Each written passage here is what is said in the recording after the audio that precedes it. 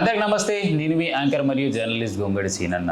మరి ఇప్పుడున్నటువంటి యుగంలో భాగంగా ఎక్కడ ఏ వార్త కూడా ఉండాలన్నా సోషల్ మీడియాలో భాగంగా డిజిటల్ మీడియాలో ట్రెండింగ్ నడుస్తుంది. సో ముఖ్యంగా చూసుకున్నట్టయితే నిన్న కేవీఆర్ టీవీకి సంబంధించినటువంటి ఒక జర్నలిస్ట్ని మరి ఏపీ పోలీసులు అక్రమంగా మరి ఏదో ఒక వీడియో చేశాడని చెప్పేసి తనపైన ఆరోపణ చేస్తూ మరి అరెస్ట్ చేయడానికి రావడంతో మరి హైదరాబాద్లో ఉన్నటువంటి రాపోలు భాస్కర్ గారు మరి తక్షణమే స్పందించి మరి ఇంతకు ఏం జరిగిందనే విషయంలో మరి సార్ని అడిగి తెలుసుకుందాం. సార్ నమస్తే. సార్ ఎలా ఉన్నారు సార్? బాగున్నా సార్. అసలు ఇంతకు ఏం జరిగింది సార్? కేవీఆర్ టీవీకి సంబంధించినటువంటి ఒక జర్నలిస్ట్ పైన అక్రమంగా కేసు జరిగిందని చెప్పేసి అరెస్ట్ చేయడానికి ఏపీ నుంచి పోలీసులు వచ్చారు. అసలు కారణం ఏంది సార్? ఏపీలో ఒక రెడ్ బుక్ రాజ్యాంగం అనేది ఒకటి నడుస్తుంది అనేది పేరుతోటి కేవీఆర్ అనే రిపోర్టర్ ఒక యూట్యూబ్లో సోషల్ మీడియాలో ఒక వీడియోని విడుదల చేయటం అనేది జరిగింది. ఓకే.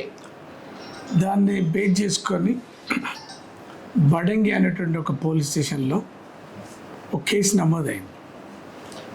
అదేంటి దాంట్లో ఏంటంటే షెడేషన్ అంటే రాజ్యాంగ వ్యతిరేకమైనటువంటి పదాలు వాడినని, రాజ్యాంగాన్ని విమర్శించేదాన్ని, అవమానపరిచిన పేరుతోటి ఒక కేసు కట్టడం అనేది జరిగింది.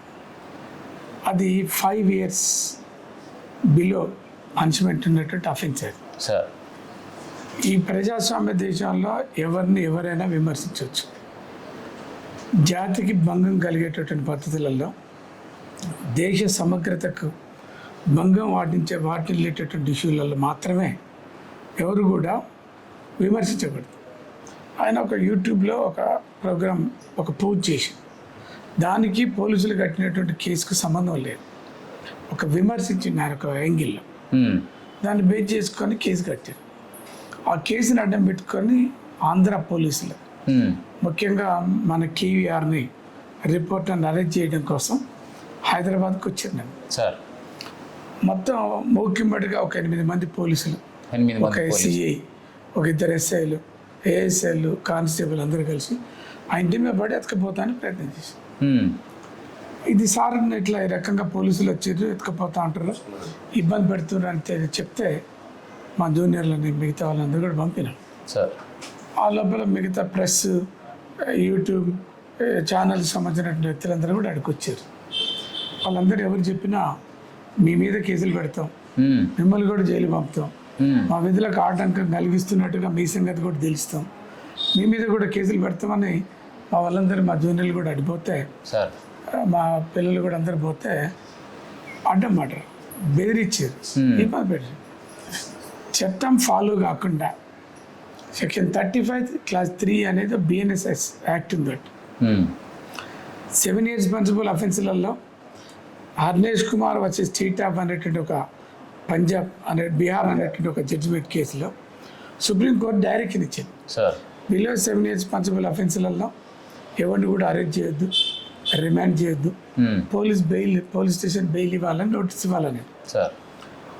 ఈ బడంగి అనేటటువంటి పోలీసునికి సంబంధించినటువంటి SI, అక్కడ ఉండేటటువంటి బొబ్బిలి CI వచ్చి నోటీస్ ఇవ్వకుండా ఎత్తుకొని పోతాం, అరెస్ట్ చేస్తూ ఉంటాం. నోటీస్ ఇవ్వకుండా గతంలో కర్నూలు పోలీసులు వచ్చి అతను ఎత్తుకుపోయి 3rd degree అమలు పరిచారు. గతంలో దాని మీద మేము కేసులు వేసినాం, అదొక భాగం. IPS కార్పొరేషన్ వేసిన తర్వాత వదిలిపెట్టారు, అదొక భాగం. ఇదే పద్ధతుల్లో వీళ్ళు కూడా చేయాలనేది ఒక పెద్ద కుట్ర. అందుకనే ఇది మీరు ఇట్లా చేయడానికి వీల్లేదు. ఒక రాష్ట్రం నుంచి ఇంకో రాష్ట్రానికి పోవాలంటే ట్రాన్సిట్ వారెంట్ ఉండాలి. ఇక్కడ ఈ రాష్ట్రంలో ఉండేటటువంటి DGPకి ఇంటిమేషన్ ఇవ్వాలి, లేదు సంబంధిత CPకి ఇంటిమేషన్ ఇవ్వాలి, సంబంధిత పోలీసులకు ఇంటిమేషన్ ఇవ్వాలి. ఎవరికి ఇంటిమేట్ చేయకుండా ఎత్తుకుపోతానికి వచ్చారు. సో ఎలాంటి ఇన్ఫర్మేషన్ ఇవ్వకుండా డైరెక్ట్ వచ్చేసి తీసుకోవడానికి ప్రయత్నం ఇంటికి వచ్చారు. దాంతో మా జూనియర్లు పోయి గట్టి గొడవ చేశారు. గొడవ చేస్తే అప్పుడు లోకల్ పోలీసులకు ఇంటిమేట్ చేశారు. లోకల్ పోలీసులు వచ్చారు. పోలీసులు వచ్చినా కూడా మేము చెప్పినాం, మర్యాదగా మా వాళ్ళు చెప్పారు, ఇవి వదిలిపెట్టండి, నోటీస్ ఇవ్వండి, రిప్లై ఇస్తాం, ఎప్పుడు రమ్మంటారో చెప్పండి, మేము వస్తాం. కానీ యాజ్ ఇట్ ఈస్గా ఎత్తుకొని పోయే అధికారం నీకు లేదు, అరెస్ట్ చేసే అధికారం లేదు. కోర్టు పర్మిషన్ తీసుకొని వారెంట్ తీసుకొని రా, తీసుకుపో, అరెస్ట్ చేయి, కానీ ప్రొసీజర్ ఫాలో అవ్వకుండా చేస్తే బాగుంటుంది అనేది మా వాళ్ళు చెప్పారు. సార్ వినలే, గొడవ పెట్టిండు, ఇంకా గత్యంతరం లేదు. ప్రజాస్వామ్య దేశంలో ఒక రిపోర్టర్కి వాల్యూ లేకపోతే, ఒక రిపోర్టర్ని మనం కాపాడకపోతే, న్యాయమే అన్యాయమై రాజ్యం వెళ్తుంటే చూస్తూ ఊరుకునే ప్రతి ఒక్కరూ నేరస్తులే అని ఒక రూసో అనే ఒక అతను చెప్తాడు. అక్కడ ఒక అన్యాయం జరుగుతుంది. ఒక న్యాయవాదిగా నేనుండి నేను చేయాల్సిన పని నేను చేయకపోతే ఎట్లా? అవును.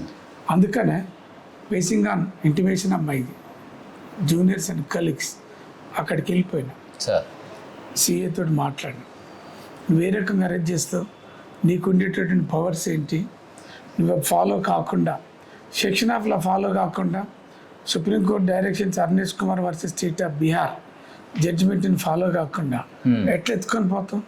ఇదేమైనా ఆటవిక రాజ్యం అనుకుంటున్నా? నువ్వేదైనా చేస్తే ఆంధ్రాలో చేసుకో. తెలంగాణ రిపోర్టర్లను ఎత్తుకొని పోతా అంటే ఎవడు కూడా ఊరుకునే పరిస్థితి లేదు. నీ సంగతి తెలుస్తాం, నీ మీద కూడా కంటెంప్ట్ ఆఫ్ కోర్ట్స్ యాక్ట్ కింద కేసులు వేస్తా, non following of directions by the honourable apex court, jail పంపుతాం అని చెప్పేసి గట్టిగా డోసులు ఇచ్చినాం. చట్టం చెప్పినాం, మర్యాద వినకపోతే నీ సంగతి తెలుసు అని చెప్పినాం. గత్యంతరం లేక కన్విన్స్ అయ్యి notice section 35 class 3 of BNS కింద నోటీస్ ఇచ్చాం.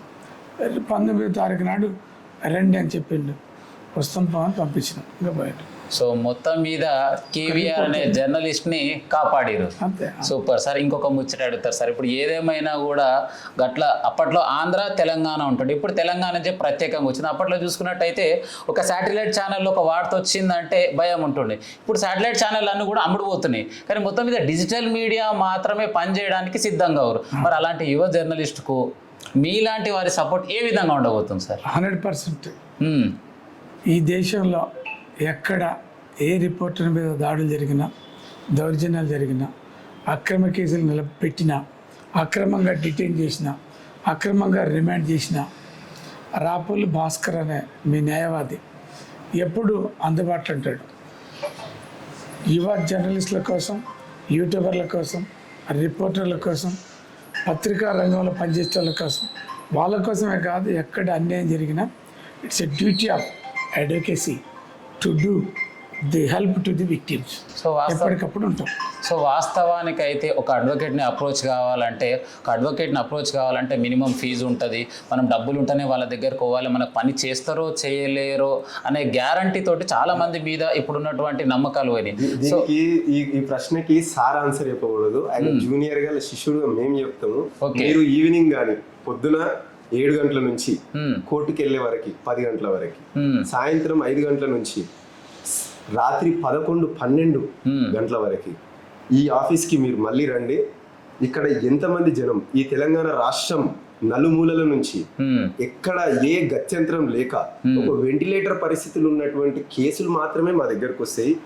ఈ తెలంగాణ రాష్ట్రంలో హైయెస్ట్ కేస్ ఫైలింగ్ వకాలత్ ఇచ్చింది ఎవరు అంటే రాపోలు భాస్కర్. 23,000 కేసులు వేసారు. 23,000 కేసులు సంవత్సరానికి ఒక 12 నుంచి 1,500 కేసులు వేస్తే అందులో 5 నుంచి 600 కేసులు ₹1 ఫీజు లేకుండా. ఎదురు వాళ్ళు జిల్లాల నుంచి వస్తే వాళ్ళ ఆటో ఛార్జీలు కానీ, బస్ ఛార్జీలు కానీ, తినడానికి కానీ సార్ స్వయంగా డబ్బులు ఇచ్చి మరి కూడా సేవ చేస్తాడు. ఎందుకు? కేవలం న్యాయవాది కాదు. 1995 ఎంపీటీసీ వ్యవస్థ వచ్చిన మొదట్లో ఈ దేశంలోనే యంగెస్ట్ 21 years కి ఎంపీపీ సార్. అంటే ఒక రాజకీయ నాయకుడిగా అదే విధంగా ఈ రాజకీయాలలోకి వచ్చినాక సార్ని యువత కూడా చాలా మంది ఆదర్శంగా తీసుకోవాల్సిన అవసరం ఉన్నది. ఎందుకంటే ఒకసారి 21 సంవత్సరాలకే ఎంపీపీ కాగానే స్టైల్ మారుతుంది, మంచి యాటిట్యూడ్ మారుతుంది. కానీ సార్ ఈ ప్రజలకి ఇంకా ఏ విధంగా మనం బెటర్గా సర్వీస్ చేయగలుగుతాం అని ఆలోచన చేసి ఎంపీపీగా ఉండి లా చదివి పాస్ అయ్యి ఈరోజు ఒక్కసారి ఎంపీపీ కాదు, జెడ్పీటీసీగా పనిచేసిరు, 2 సార్లు ఎంపీపీగా పనిచేసిరు. దాంతోపాటు జనంకి న్యాయం ఎంత స్పీడ్గా అందించాలి, కేవలం ఒక ప్రజాప్రతినిధిగా ఓ పరిమితి ఉంది ప్రజాప్రతినిధికి. మేము కూడా గతంలో రాజకీయాలలో ఉండే, కానీ సార్ని ఆదర్శంగా తీసుకొని ఇది రాజకీయ నాయకుడు తెల్ల డ్రెస్ కంటే నల్ల కోటు చాలా స్పీడ్గా పనిచేస్తుంది అనేది ఒకటి గమనించి మేము కూడా సార్ గారి లైన్లకు మేము రావడం జరిగింది.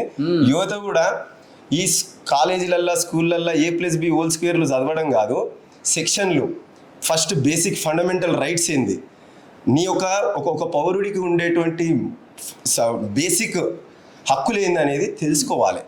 నేను విద్యా సంస్థలకి, పేరెంట్స్కి, పిల్లలకి అందరికి కూడా ఒక విజ్ఞప్తి చేస్తున్నా. ఫస్ట్ చట్టం తెలుసుకోండి, మిమ్మల్ని మీరు కాపాడుకోండి.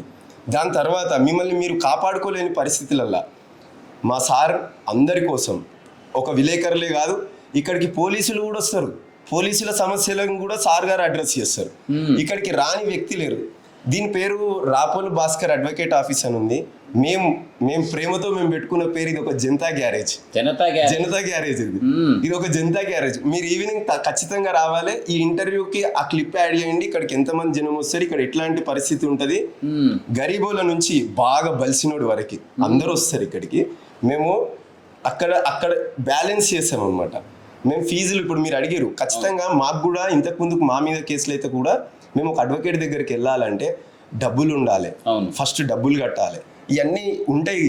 కానీ ఇక్కడ మొదటిసారి చూసిన జోబుల నుంచి డబ్బులు ఎదిరించి కూడా సమస్యలను క్లియర్ చేయడం ఏంటంటే ఒక లీడర్ నుంచి లాయర్గా ఎదిగిండు. కాబట్టి ఈ రాష్ట్రంలో నేను ఎంతో మందిని చూసిన, కానీ రాపోలు భాస్కర్ లాంటి వ్యక్తిని నేను చూడలేదు. కాబట్టి యువత అందరూ కూడా సార్ గారిని ఆదర్శంగా తీసుకోవాలి, చట్టం నేర్చుకోవాలి, అందరు లా చదవకపోయినా బేసిక్స్ తెలుసుకోవాలని తెలియజేస్తూ, నిన్న కేవీఆర్ గారిని కాపాడిన విధానం మొదట మేమే వెళ్ళినాం. తర్వాత మా సార్ గారు వచ్చి అసలు అతన్ని అక్కడ అసలు ఇంత సమస్య లేకుండా ఆ టెక్నిక్ అది నేర్చుకోవాలి. దీనికి మేము సార్ గారికి ప్రత్యేక ధన్యవాదాలు తెలియజేస్తూ continue your self. So right, చూసిరు కదా, మొత్తం మీద ఏది ఏమైనా కూడా జీరో నుంచి మొదలు పెడితే హీరో వరకు ప్రతి ఒక్కరికి సమస్యలు ఉంటాయి. ఆ సమస్యల్ని తీర్చే విధానంలో భాగంగా ప్రతి పేదవారికి కావచ్చు, ఉన్న వాళ్ళకి కావచ్చు, ఆ సమస్యల్ని ఏ విధంగా తీర్చాలి, ఎట్లా తీర్చాలనే పదంలో ముందున్నటువంటి గొప్ప వ్యక్తి మన రాపోలు భాస్కర్ సార్. మరి ఇప్పటి వరకు నాకు అవకాశము అసలు ఎప్పుడు వస్తుందా అని ఎదురు చూసినా మొత్తం మీద అయితే పిఎన్ఆర్ అంటే మన నాగనందీశ్వర రెడ్డి తరఫు నుంచి అవకాశం అయితే దొరికింది. రైట్, నెంబర్ అయితే ఇక్కడ పెడుతున్నా. మరి సమస్యలు మీ దగ్గర ఉంటే తీర్చడానికి మాత్రం మా సార్ రెడీ ఉంటామలిగా. మొదటిసారి చూస్తున్న వాళ్ళు సబ్స్క్రైబ్ చేయరి, సపోర్ట్ చేయరి.